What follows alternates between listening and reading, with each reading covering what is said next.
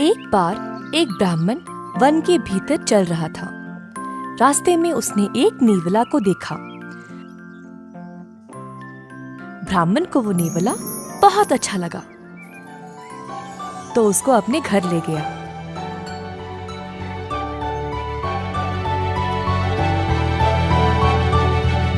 ब्राह्मण नेवला को अपने पत्नी के हाथ सौंपकर उसका अच्छे से ध्यान रखने को बोला।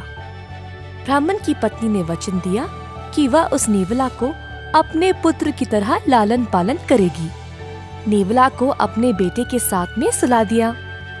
ब्राह्मण की पत्नी अपने पुत्र से अत्यंत प्यार करती थी और उसे हर बुराई से बचाती थी। कुछ महीने गुजर गए और नेवला छोटे के साथ साथ बड़ा हो गया। दोनों हर समय साथ में ही खेलते थे। जैसे नेवला बढ़ता गया, ब्राह्मण की पत्नी को भय लगने लगा कि यह नेवला कहीं उसके पुत्र को कोई हानि न पहुंचाए।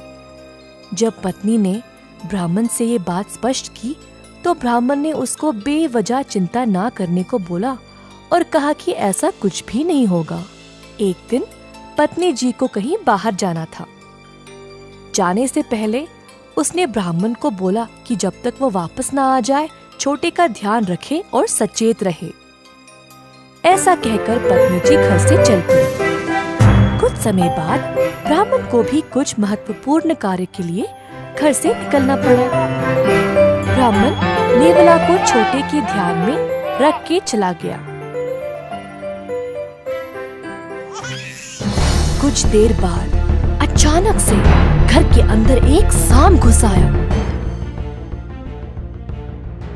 नेवला ने सांप को देखा और सोचा कि ये तो छोटे को हानि पहुंचा देगा। छोटे की सुरक्षा करने के लिए नेवला ने सांप का सामना किया। आखिरकार उसने सांप को मार दिया, परंतु अब सांप का रक्त नेवला के चारों ओर फैला हुआ था।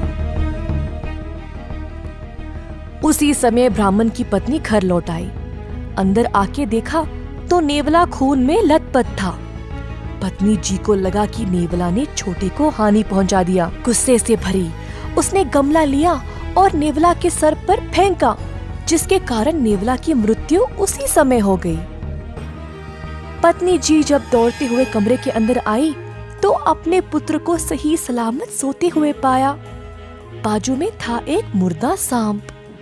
पत्नी जी को तुरंत समझ आया कि असलियत में हुआ क्या था और अपनी गलती पर बहुत पछतावा हुआ।